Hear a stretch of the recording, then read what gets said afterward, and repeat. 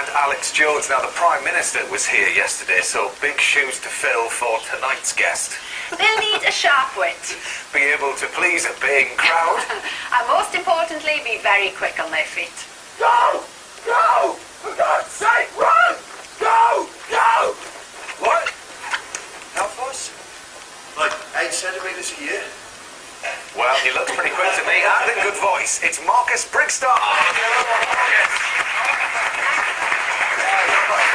Now, we may have mentioned, we had the Prime Minister here yesterday, we may have mentioned it in passing, but I mean, as well I as saw that. You got a good shot like in at him at the end, and I liked it, yeah.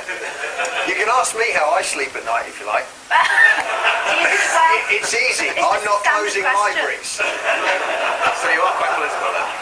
I mean, you've been in Question Time, you were great. Yes, Any thank you. interest in going into politics? Do you know, I'm sort of tempted, but firstly, I don't know enough, and secondly, I've done a fair few things that would almost certainly mean that the press would prevent me from ever being elected. Yeah. Well, Marcus is going to be telling us how he's making light of global warming in a little bit, but first, the troubles in Libya continue to escalate, with leader Colonel Gaddafi saying today his people will take up arms if a no-fly zone is imposed. So far, the UN has said over 200,000 people have fled the country, with more expected. Joe Crowley has the gripping story of one British woman who, under the cover of darkness, escaped only 2 days ago with her 2 children.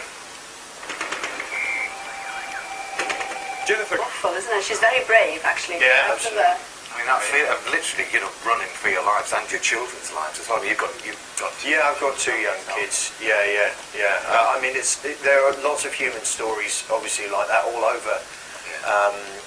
Not just in Libya, all over the Middle East at the moment. The people who are protesting and trying to bring about change are immensely brave, and our government, many of our banks and all of our arms dealers are mates with these people, which I find actually pretty despicable. And I hope for the people who are trying to bring about change that they're successful, because these regimes are extremely nasty. And all the Western governments should try and learn from it and be friends with the good guys. That would be nice.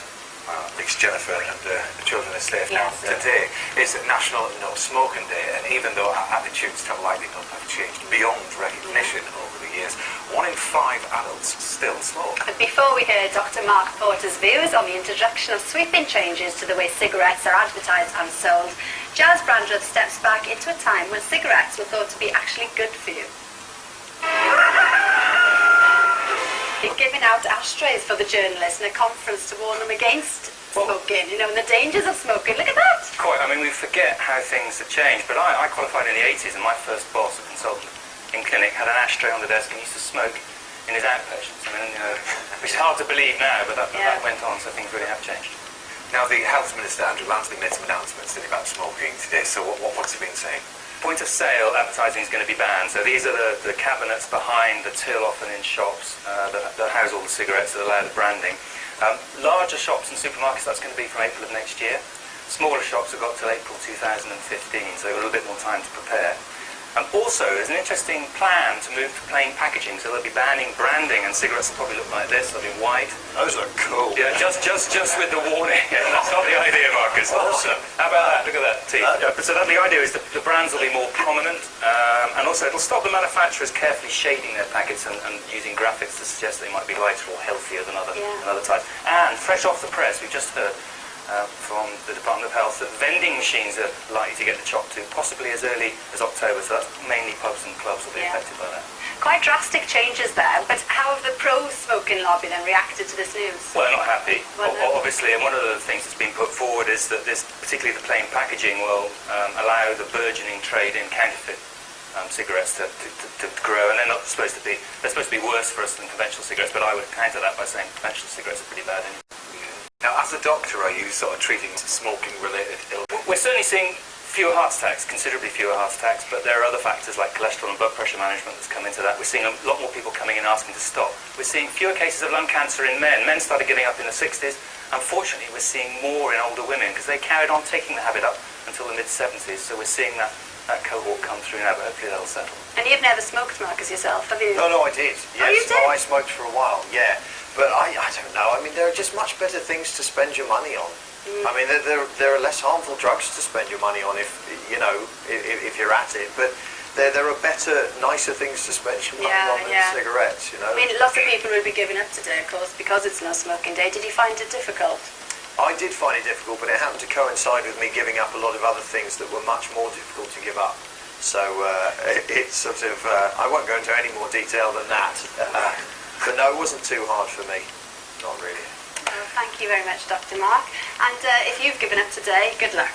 Yeah, on a slight gear change now. You've just finished playing King Arthur, haven't you, in Spammer? Yes, I was the king. Yeah, there you are. Looking very regal. Oh yeah, well done, Alan Smart. Very nice.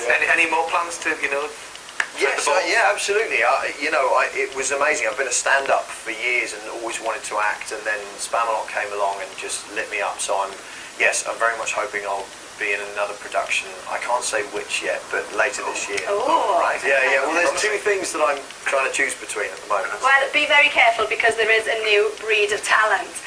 Watch out. There is a new breed of talent, as I said, and John Sargent has been to Walkies to find out why. More. Sorry, that was the right mess, wasn't it? John Sargent has been to find out more. The hottest star in the West End, starring performer of the night. Brigstocke Blue Peter for 7.5 years. I loved every second of it. It's lovely. Ever since that elephant had a dump, Blue Peak has been the place to go for exciting animals. There you are. Yeah. Are you a bit worried about being upstaged by an animal, Marcus? No, not really. No. They don't tend to come to stand-up clubs very much. No, I can't imagine they do. Not a huge amount. I had quite an interesting encounter with some animals wearing this jelly baby. What on earth is going on here? Well, yeah, this was my first research trip to the Arctic, and I decided to get in the sea. I've actually never seen this, but I was... It actually looks really sunny there. Yeah. No, it was a lovely day. It was quite warm. Ignore the ice. But this was about 25 minutes after a mother polar bear had swum across that fjord with 2 cubs on her back. Gosh. At that particular time of year, that fjord should have been frozen. She should have been